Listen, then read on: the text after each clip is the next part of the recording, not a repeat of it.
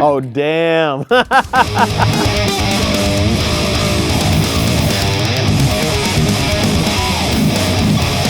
Hey, what's up? This is Misha from Periphery. I'm here at Sweetwater, and today we're talking about Plek'd. Wow, how'd you get it this low? You guys told me not to ham it up. I'm not hamming it up. That's really impressive, actually. This is state-of-the-art stuff. I love it. I didn't know I could have this. So I actually discovered kind of what plecking a guitar is. Plecking, is that what we call it? Plecking? A guitar has been plecked. I learned what it was when I came here. I'd heard the term before. I knew it had something to do with making a guitar play better, but I didn't really know what it was. I was touring the amazing guitar gallery here, and I saw they had a whole bunch of machines. I was like, you know what? Can you explain what this is to me? And I got a wonderful explanation, very, very in-depth, very detailed. And it was sort of explaining that it's scientifically measuring and making the guitar play as perfectly as it possibly can, you know. That was really illuminating to see all of that and to see what goes into it. To also see like how much of it is actually finished off by hand. The human element is a big part of it too, you know. So the machine is doing the cutting and the measuring and all that stuff. But the polishing is all done by hand. The finishing, that final step is done by hand and kind of has to be done by hand to really get done properly, and that's a really important step. The setup here at Sweetwater seems to be very much focused not only on offering Plek'd services, but doing it with extremely high attention to detail, even if it means taking quite a bit longer in the process, just to get like that last 5% out of it. A little misconception I had was that this is sort of a machine that you sort of just deposit your guitar into, and then like, you know, an hour or so later you just pick it up out of it and it's like done. And I actually kind of believed that to a degree that I didn't think that there was a setting for it, or that you could, it was just a Plek'd, it was just a thing that you do to it, you know, and it's the same for everyone. It put into perspective, well, two really important things.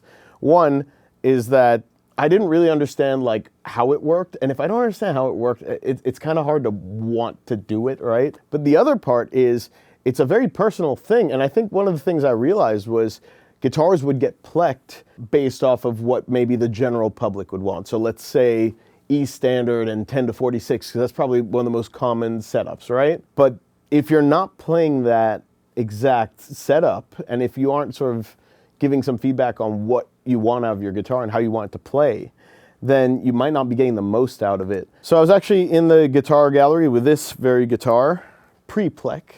I spoke to John over there, who was not only explaining how everything worked, but then also wanted some information from me about how I'd like this to play. And that was actually a bit of an interesting conversation, because I realized something.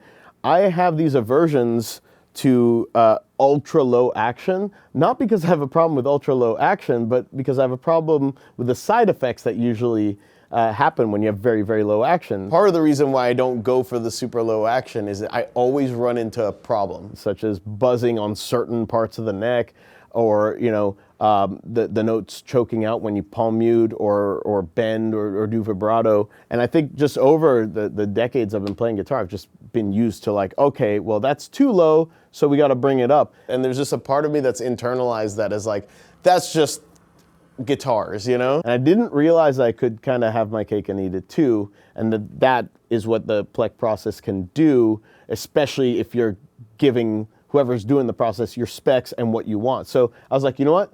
Let's go for low action. Let's go for like that impossibly low action that I'm almost afraid to go for normally. I'd want this like pretty low. Like, okay, kind of want to see what we can do, you know? Yeah, I think we'll be able to achieve that for you. Now the guitar is back, and I'm a little shocked.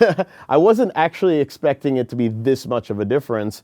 I thought it'd be the kind of thing where like, hey, I'm a gear nerd, I'm a picky guitarist, I play a lot of guitars. Maybe I'll notice. Anybody would notice this. I mean, this is shocking. This is not like oh, you have to A-B back and forth. This is a blindfold. I'll tell you which one is Plek'd and which one isn't, you know? I also noticed, I was like, this action is too low. Like, surely it's gonna sound wrong. Surely it's gonna fret out. And I tested everything and it's all fine. So then I'm like, oh my God, this just plays incredible. And I can leave it at this level. And now I want all my guitars. I'm gonna send you guys some guitars because like that is unbelievable, really. And I'm not just saying that because I'm here and talking to a camera. Like shocking difference. So I think all guitarists can relate to the fact that things that make a guitar play well are down to such hilariously small tolerances. Like if we're talking about millimeter, that's like a world of difference, right? I didn't realize that the action could be this low and that I would still be happy, you know? But that is the level of precision. It's just a matter of precision. You have something that is measuring down to, you know, tolerances of what, 1,000, is that correct? 10,000. 10,000ths of an inch. I mean, we're talking about such like small measurements, and then it's fixing it. It's, you know, at that level, nothing is going to be perfect, and then it is making it perfect. So that's where that comes from. It's just a level of precision that has to be done by a machine. I think the other part is I've probably played some guitars that were Plek'd, but they weren't Plek'd to my tastes. But this one is, and that's what it is. It's like my last 20%, my last 15% out of the setup on this. So I saw a bit of an opportunity here. Obviously, being a gear nerd, and a lot of Periphery fans are gear nerds as well. I think we all like similar things. Probably a lot of you guys are in a similar situation where you would appreciate low action, but there's always a bit of a compromise, so you gotta find that sweet spot. But we are all just trying to get our guitars to play as well as they possibly can, so get the most out of it. These guitars, by the way, this is the Jackson Pro Plus, and this is a phenomenal guitar, and it's a really attractive price point. So I sort of put two and two together, and I was like, I think we could be offering some of the best playing guitars, genuinely best playing guitars, for the least amount of money out there if we just pair these two things together. So something really cool that Sweetwater is offering now is you can just go to your sales engineer and say, hey, I'd like the Misha Plek'd setup on this guitar, and you can have exactly this for yourself. So the setup on this guitar is a 10 to 65 set of strings, which is what I use. It is tuned to drop A flat. And I asked for the setup to be as low as we could get away with.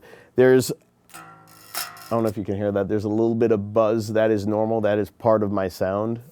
If there's no buzz on that low string, it will not sound correct. So that's an acceptable amount of buzz, but there is zero, and I mean shockingly zero, unacceptable amount of buzz. And that's the part that's kind of blowing me away. So yeah, that's the setup. You can't really lose. You either know what you want and you will get that, or you don't, but you want your guitar to play better and you just get this. So hopefully that solves all angles of the problem and basically lands you with the best playing guitar in your collection. So anyways, this has been a lot of fun. This has been kind of an interesting process. I think we were able to do something kind of unique and cool. Like, I don't think anyone's doing anything like this. So I really got to thank Sweetwater for being open-minded and wanting to work on this with me. So if you want to get your own Misha Plek'd, you know, just go to sweetwater.com, or even better, reach out to your Sweetwater sales engineer. They love it when they hear from me. They told me. They literally just told me right now they want to hear from me. They're wondering, how are you doing? You know, you doing good? You probably need a Misha Plek'd in your life. All right, I'll stop now. But anyways, this was a lot of fun, so thanks so much for watching.